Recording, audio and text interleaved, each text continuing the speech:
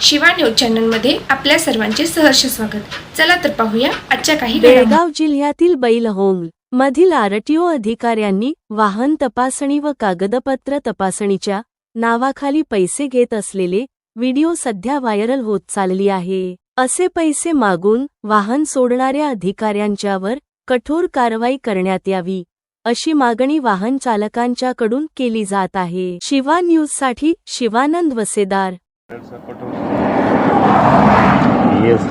ಏನು ನೋಡ್ರಿ ಈಗ ಪಶ್ಚಾತ್ತಾಪ ಸರ್ ಆಯ್ತು ಕೊಡ್ರಿ ಮತ್ತೆ ನಿಮ್ಮ ಸಂಬಂಧ ನಾನು ಅಲ್ಲಿ ಮಟ್ಟ ಹೋಗಿ ನೋಡ್ರಿ ನಿಮ್ಮ ಪಾಡ್ ಕೊಡ್ರ ಸಂಬಂಧ ನಿಮ್ದು ಕಡಿಮೆ ರೀ ಅದಕ್ಕೆ ಸರ್ ಇದ್ದೆ ಹಚ್ಚಿದ್ರಲ್ರಿ ನೀವಲ್ರಿ ಇದ್ರ ನನಗೆ ಆರ್ ಸಿ ಕಾರ್ಡ್ ಬೇಕಲ್ಲ ಇಬ್ಬರು ಗಾಡಿ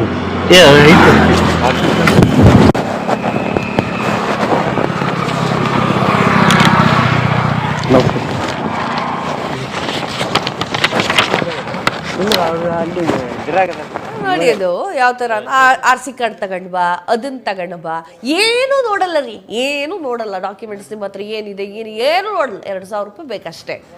ಏನು ಮಾಡ್ತಿದ್ದೀರಾ?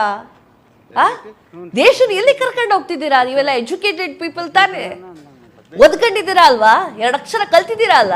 ಏನದು ಅಸಹ್ಯ ಅನ್ಸಲ್ಲ? ಯೂನಿಫಾರ್ಮ್ ಹಾಕೊಂಡು ಈ ರೀತಿಯ ಕೆಲಸಗಳನ್ನು ಮಾಡ್ತಾ ಇದ್ರು. ಡಾಕ್ಯುಮೆಂಟ್ ಗಳನ್ನ ಚೆಕ್ ಮಾಡೋದಾಗಿರ್ಬೋದು, ಪ್ರತಿಯೊಂದು FC ಇಂದ ಹಿಡಿದು ನಾನಾ ಒಂದು ಡಾಕ್ಯುಮೆಂಟ್ ಗಳನ್ನ ಚೆಕ್ ಮಾಡೋದು ಒಂದು ಕರ್ತವ್ಯ, ಇವನ ಡ್ಯೂಟೀಸ್ RTO. ಇವನು ಅಲ್ಲಿ ಬರುವಂತಹ ಜನರನ್ನ ಸುಲಿಗೆ ಮಾಡಿಕೊಂಡು ಅಕ್ಷರಶಃ ಇವರು ಭಿಕ್ಷುಕರಂತಾನೆ ಕೂಡ ವರ್ತಿಸ್ತಾರೆ ಅಂತಾನೆ ಹೇಳ್ಬೋದು. ಯಾಕಂತಂದ್ರೆ ಇವರು ಕೆಲಸ ಮಾಡದೆ ಆರಾಮಾಗಿ ತಮ್ಮ ಒಂದು ಸರ್ಕಾರ ಕೊಟ್ಟಂತ ವಾಹನದಲ್ಲಿ ಕೂತ್ಕೊಂಡು ಲಂಚಕ್ಕೆ ಬೇಡಿಕೆ ಇಡ್ತಾರೆ.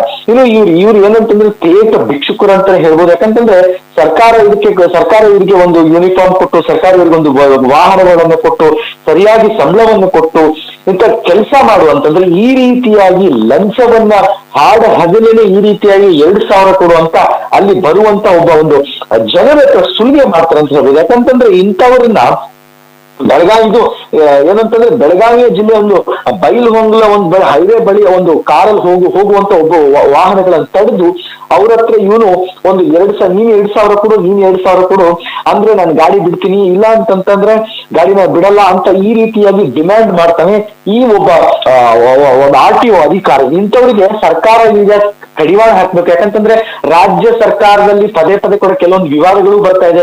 ಅದನ್ನ ಗಮನಿಸಿದಾಗ ಇಂತಹ ಅಧಿಕಾರಿಗಳು ಎಲ್ಲೋ ಒಂದ್ ಕಡೆ ರಾಜ್ಯ ಸರ್ಕಾರ ಮಾನ ಮರ್ಯಾದೆ ತೆಗೆಯೋದ್ರಲ್ಲಿ ಇವರು ನಂಬರ್ 1 ಅಂತಾನೆ ಹೇಳ್ಬೋದು.